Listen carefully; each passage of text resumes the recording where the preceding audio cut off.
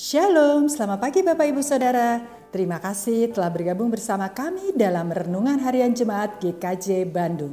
Bersama kita akan mendengarkan firman Tuhan dan merenungkannya. Sabtu 2 Oktober 2021. Pembacaan Alkitab pada hari ini diambil dari 2 Korintus pasal 12 ayat 10 yang demikian. Karena itu aku senang dan rela di dalam kelemahan, di dalam siksaan, di dalam kesukaran, di dalam penganiayaan dan kesesakan oleh karena Kristus. Sebab jika aku lemah, maka aku kuat. Renungan pada hari ini diberi judul Senang dan Rela di dalam Kelemahan. Jemaat terkasih, sebagai manusia, kita cenderung punya keinginan untuk mempertahankan reputasi baik yang kita punya. Malah kalau bisa, kita buat agar semakin baik. Misalnya, kalau dulu sudah dinilai kuat, maka sekarang kita harus tetap kuat. Jangan sampai kita menjadi lemah. Kalau dulu kita sudah dinilai berani, maka sekarang kita harus lebih berani. Jangan sampai kita malah menjadi takut.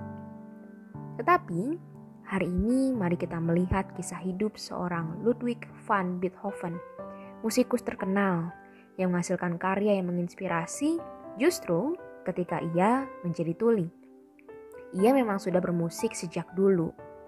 Tetapi sejak ia menghasilkan musik dalam keterbatasannya, ia justru menjadi inspirasi dan saluran berkat bagi banyak orang. Dalam perenungannya, Beethoven yang tuli pernah berkata, "Aku merasa sangat sunyi, tetapi aku merasa Tuhan dekat." Jemaat terkasih, marilah kita jadikan kisah hidup Beethoven ini sebagai refleksi. Seberapa banyak dari antara kita yang suka berada dalam posisi yang lemah, terbatas, atau ragu? Sepertinya jarang sekali ya. Tetapi berbeda halnya dengan kesaksian Rasul Paulus. Paulus berkata bahwa ia senang dan rela di dalam kelemahan. Ia ingin supaya setiap hari yang ia jalani, ia sandarkan penuh pada kekuatan Tuhan. Ia tidak membiarkan sehari saja ia jalani dengan berpijak pada kekuatannya sendiri. Karena bagi Rasul Paulus, ketika ia lemah, maka ia kuat. Bagaimana bisa seseorang menjadi lemah tetapi sekaligus kuat pada waktu yang sama?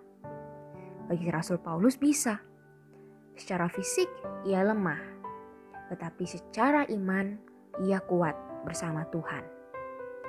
Jemaat yang dikasihi Tuhan, terkadang keterbatasan kitalah yang membuat kita menyadari bahwa Tuhan ada bersama dengan kita.